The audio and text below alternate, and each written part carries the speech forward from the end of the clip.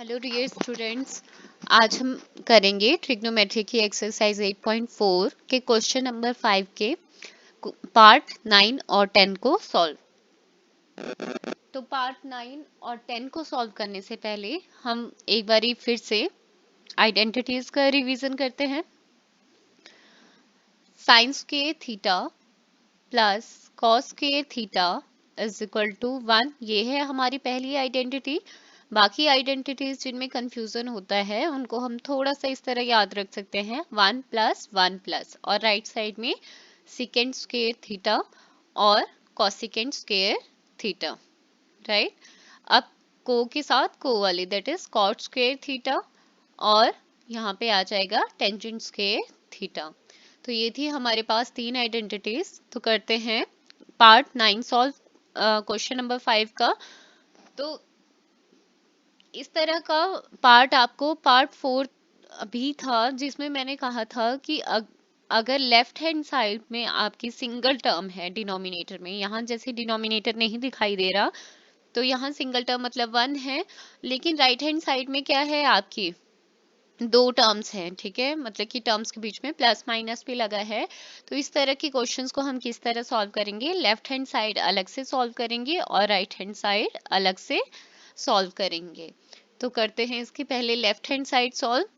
तो left hand side है cosecant A minus sign A into secant A minus cos A. तो सोचो थोड़ा सा कि क्या कर सकते हैं हम इसमें। हम ज्यादा से ज्यादा क्या कर सकते हैं, देखो इसको भी हम साइन में कन्वर्ट कर सकते हैं, इसको हम कॉस में कन्वर्ट कर सकते हैं, ठीक है। और जो हमारे पास राइट साइड है 10 को हम साइन कॉस में लिख सकते हैं और कॉट को भी हम साइन कॉस में लिख सकते हैं, ठीक है। तो हम क्या करते हैं इस क्वेश्चन में, हर एक टर्म को साइन और कॉस में चेंज कर देते हैं। तो कॉसिकेंट का रेसिप्रोकल क्या है, साइन है। तो 1 upon sine A minus sign A into 1 upon cos A, second ए का क्या है कॉस ए है माइनस कॉस ऑफ ए, ठीक है। तो यहाँ पे फिर इस बाद में इसका एलसीएम लेंगे।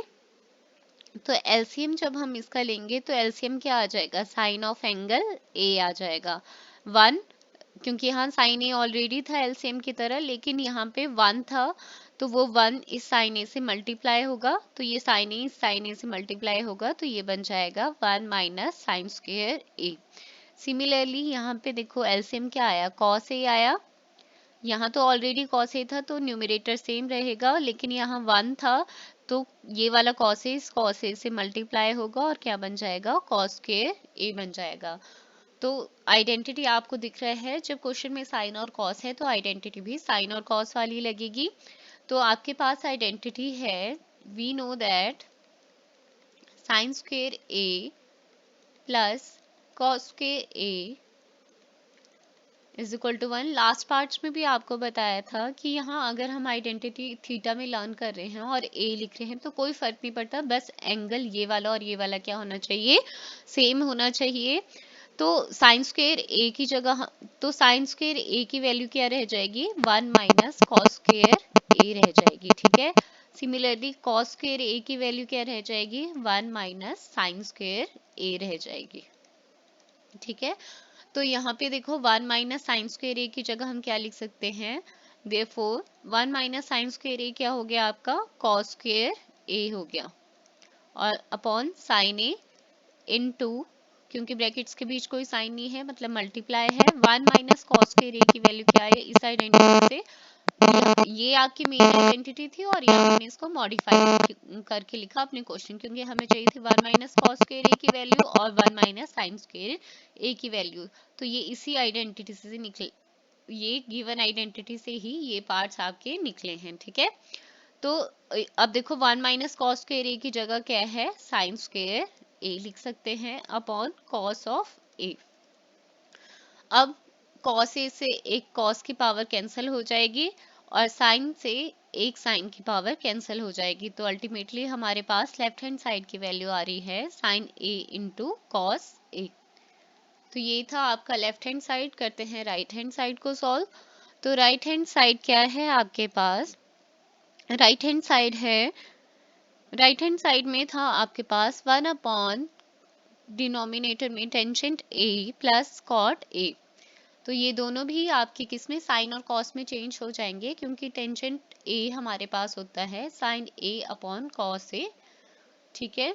और कॉट ए क्या होता है हमारे पास, कॉट ए होता है, क्योंकि कॉट टेंजेंट का रेसिप्रोकल होता है, इसलिए कॉस ए अपॉन साइन ए। तो 1 अपॉन टेंजेंट ए की जगह क्या लिखेंगे, sign A upon cos A लिखेंगे, प्लस कॉट ए की जगह क्या लिखेंगे, कॉस ए अपॉन साइन ए लिखेंगे, ठीक है। यहाँ तो आपकी सिंगल टर्म है तो उसको वैसे लिख देंगे, लेकिन ये दोनों टर्म्स में हम क्या करना पड़ेगा, हमें एलसीएम निकालना पड़ेगा। तो दोनों डिफरेंट टर्म है, इसलिए दोनों का मल्टीपल आएगा आपका एलसीएम साइन ए कॉस ए, ठीक है। एलसीएम देखो, यहाँ पे डिनोमिनेटर में साइन ए कॉस ए था और यहाँ डिनोमिनेटर में कॉस ए है, तो साइन ए इसके लिए क्या हो गया, एक्स्ट्रा हो गया, तो ये साइन ए और ये साइन ए क्या होगा, मल्टीप्लाई होके साइन स्क्वायर ए बन जाएगा। फिर यहाँ पे एलसीएम साइन ए कॉस ए था और यहाँ डिनोमिनेटर में साइन ए है, तो एक्स्ट्रा टर्म क्या हुई, कॉस ए, तो ये कॉस ए इस कॉस ए से मल्टीप्लाई होगा, तो ये बन जाएगा कॉस स्क्वायर ए। ये वाली टर्म आपकी यहाँ चली जाती है, ठीक है।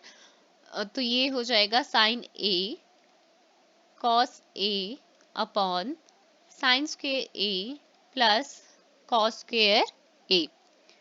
तो sin square A cos square A आपका 1 होता है, which implies sin A into cos A.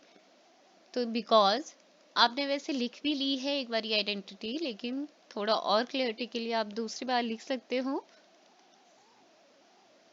Therefore, left hand side is equal to right hand side is equal to, दोनों की वैल्यू क्या आ रही है, साइन ए कॉस ए। जब दोनों की वैल्यू सेम आ गई तो मतलब कि हमने प्रूव कर दिया, हेंस प्रूव।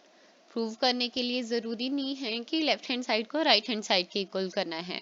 हम लेफ्ट हैंड साइड की वैल्यू और राइट हैंड साइड को दोनों को सेपरेट सॉल्व करके अगर सेम आंसर निकालते हैं तो भी हमारा क्वेश्चन प्रूव हो जाता है। नेक्स्ट क्वेश्चन है आपका 10th पार्ट 5th क्वेश्चन का, 1 plus tangent square A upon 1 plus cot square A is equal to 1। यहाँ देखो 3 साइड्स हैं, ठीक है। अभी तक आपको 2 ही थी, लेफ्ट और राइट। एक्चुअल में ये लेफ्ट है, ये राइट है, और इन दोनों साइड्स को आपने टेंजेंट स्क्वायर ए के बराबर प्रूव करना है। तो मतलब यहाँ भी लेफ्ट हैंड साइड अलग से सॉल्व होगी। लेफ्ट हैंड साइड है 1 plus tangent square A upon 1 plus cot square ए, ठीक है। एंड वी नो दैट ये आइडेंटिटीज हैं दोनों।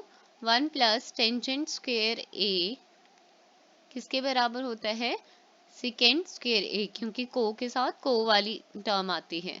कॉट स्क्वायर ए और राइट साइड में सीक सीक वाली आती है, तो 1 plus cot square A is equal to cosec square A. तो 1 प्लस टेंजेंट स्क्वायर ए क्या आएगा आपके पास, सेकेंड स्क्वायर ए आएगा अपॉन कोसेकेंट स्क्वायर ए। इससे तो कभी टेंजेंट नहीं बनेगा, लेकिन सेकेंड का रेसिप्रोकल क्या होता है, कॉस होता है, इसलिए सेकेंड स्क्वायर ए की जगह क्या लिख सकते हो आप, 1 अपॉन कॉस स्क्वायर ए। सिमिलरली कोसेकेंट का रेसिप्रोकल क्या होता है, साइन होता है, तो 1 अपॉन साइन स्क्वायर ए। अब ये वाली टर्म यहाँ जाती है, ये वाली यहाँ जाएगी आपकी, तो sin square A upon cos square A. और साइन स्क्वायर ए का मतलब है sine A upon cos A का स्क्वायर, ठीक है। तो sign A upon cos A कितना होता है, टेंजेंट स्क्वायर था, तो टेंजेंट स्क्वायर ए। तो लेफ्ट हैंड साइड को तो हमने प्रूव कर दिया टेंजेंट स्क्वायर ए के बराबर। अब राइट हैंड साइड क्या है हमारे पास, 1 minus tangent of A upon 1 minus cot of A का होल स्क्वायर है। क्योंकि हमें आंसर किस में चाहिए, टेंजेंट में ही चाहिए, तो हम इस कॉट को चेंज कर देते हैं टेंजेंट में। तो 1 माइनस टेंजेंट ए। अब ये कॉट कैसे चेंज होगा, कॉट रेसिप्रोकल है टेंजेंट का, या कॉट का रेसिप्रोकल है टेंजेंट, ठीक है।